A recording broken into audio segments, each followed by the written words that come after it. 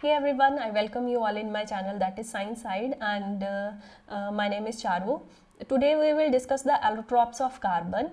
That is the topic of 10th class, chapter number 4, carbon and its compounds. So let's start. What are allotropes? यहाँ allotropes दिया है मैंने. What are allotropes?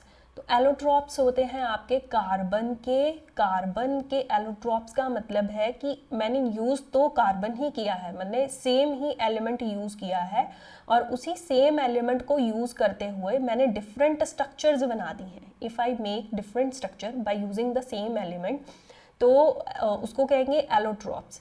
तो अगर आपने different structures बना दी हैं तो फिजिकल प्रॉपर्टीज़ में डिफरेंस आ जाएगा. They have different physical properties. For example देखिए, यहाँ पे मेरे पास ग्रेफाइट है, यहाँ मेरे पास डायमंड है और यहाँ मेरे पास है फुलरीन. ठीक है, यहाँ मेरे पास फुलरीन है. तो यहाँ पे क्या है, ग्रेफाइट बनाया किससे है मैंने? कार्बन से. डायमंड किससे बनाया है मैंने? कार्बन से. और ये भी फुलरीन मैंने किससे बनाया है? ये भी कार्बन से बना है. तो सेम एलिमेंट को यूज़ करते हुए मैंने डिफरेंट स्ट्रक्चर्स बना दी.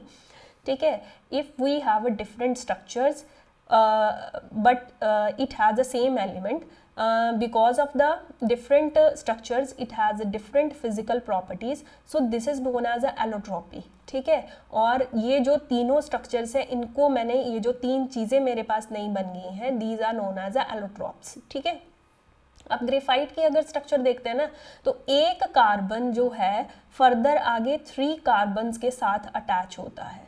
ठीक है, अब कार्बन तो 4 बॉन्ड बनाता है. ठीक है, 3 कार्बन्स के साथ बॉन्ड बना दिया तो इसका मतलब यहाँ पे फ्री इलेक्ट्रॉन्स ज़रूर पड़े हुए हैं इसके पास, और यही फ्री इलेक्ट्रॉन ग्रेफाइट की कंडक्शन में हेल्प करते हैं.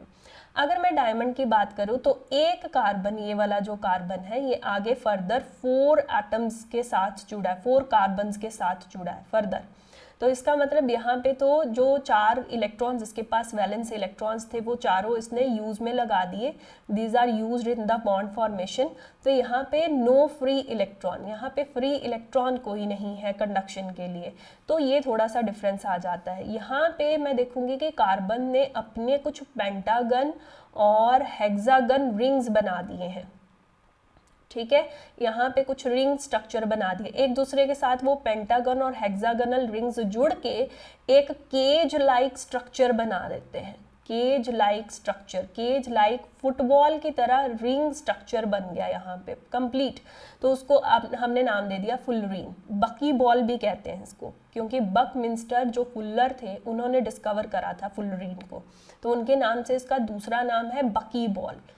ठीक है, ये नाम है. अब डायमंड और ग्रेफाइट में देख लेते हैं कि क्या क्या चीज़ है. जब ग्रेफाइट की स्ट्रक्चर देखते हैं ना हम, तो हमने ये देखा कि जो कार्बन्स हैं वो किस तरह से हेक्सागनल रिंग्स बना रहे हैं. हेक्सागोनल रिंग्स जब बनती हैं तो वो लेयर्स में प्रेजेंट होती हैं. एक लेयर हेक्सागन देखिए यहाँ पे दूसरे के साथ अटैच है, और ये एक लेयर बन गई, वो दूसरे के ऊपर लाई कर रही है. जैसे हैंड के ऊपर हैंड रख दें तो 2 लेयर्स बन गई. वो लेयर्स आपस में क्या है, उनका जो फोर्सेस ऑफ अट्रैक्शन है, देखिए डैश लाइंस के थ्रू शो करा है, यानी weak forces of attraction between the carbon atoms. और वीक फोर्सेस ऑफ अट्रैक्शन होने की वजह से वो थोड़ा सा स्लिपरी नेचर के होते हैं लेयर्स. और अगर स्लिपरी नेचर के हैं तो मतलब मैं बोल सकती हूँ कि वो सॉफ्ट नेचर का है. जो ग्रेफाइट है वो सॉफ्ट है एज कम्पेयर टू डायमंड. तो सॉफ्ट नेचर का है तो यहाँ पे इसका एक बहुत अच्छा यूज़ है कि हम ल्यूब्रिकेंट की तरह इसको यूज़ करते हैं. जैसे ग्रीस होता है ना, हमारी मशीन्स, हमने उसको ग्रीस देते हैं हम तो आसानी से वर्क करती हैं, इजीली वर्क करती हैं. उसी तरह से ये ल्यूब्रिकेंट की तरह काम करेगा मेरा जो ग्रेफाइट है. और ये जो स्ट्रक्चर है इसको मैं 2D स्ट्रक्चर बोलती हूँ, this is not 3D structure. जो डायमंड है, अब उसमें देख लेते हैं. जो डायमंड है, मैंने कहा कि एक कार्बन आगे फर्दर 4 कार्बन्स के साथ अटैच है. स्ट्रॉन्ग बॉन्डिंग यहाँ पे देखने को मिल रही है, यहाँ पे फ्री इलेक्ट्रॉन भी नहीं है. तो यहाँ पे मैं बोलूँगी कि this is the 3D structure, और एक तरह से टेट्रागोनल sp3 अरेंजमेंट है उसकी. ठीक है, और क्या है कि अगर मैं बोल रही हूँ कि यहाँ पे फ्री इलेक्ट्रॉन नहीं है, सारे के कंप्लीट बॉन्ड्स यहाँ पे कार्बन में बना रखे हैं, तो मैं कह सकती हूँ कि this is the hardest natural substance. This is the hardest natural substance found. ठीक है, वो हो गया। एक ये याद रखना है आपने कि डायमंड बहुत हार्ड होता है और इसका अगर बहुत ज़्यादा हार्ड है तो हाई मेल्टिंग और बॉइलिंग पॉइंट वाली प्रॉपर्टी रहती है, जो कि इसमें नहीं है।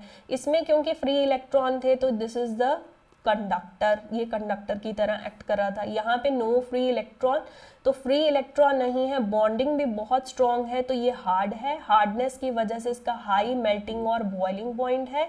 और यहाँ पे फ्री इलेक्ट्रॉन नहीं है तो यहाँ पे कंडक्शन भी इतनी अच्छी नहीं है। ठीक है, ऐसे कार्बन आपके कोवलेंट बॉन्ड बनाते हैं, तो कोवलेंट बॉन्ड जहाँ कोवलेंट कंपाउंड्स का पुअर कंडक्शन होता है, यहाँ पे कार्बन एक गुड कंडक्टर की तरह एक्ट करता है। अगर मैं ग्रेफाइट की बात करूँ, this is a good conductor. और डायमंड के लिए आपने याद रखना है कि this is the hardest natural substance but it show no conduction because it don't have a free electrons. और बकी बॉल का मैंने बता दिया कि ये केज लाइक स्ट्रक्चर है, फुटबॉल की तरह फ्यूज्ड रिंग स्ट्रक्चर है। बकमिंस्टर जो थे उन्होंने डिस्कवर करा था इसको, फुल्लर उनका पूरा नाम था, तो फुल्लर से ही फुलरीन जो है वो नाम यहाँ पे आया है। ठीक है, so this is the allotropes of carbon. Thank you बेटे, please subscribe the video and share it with your friends. Okay.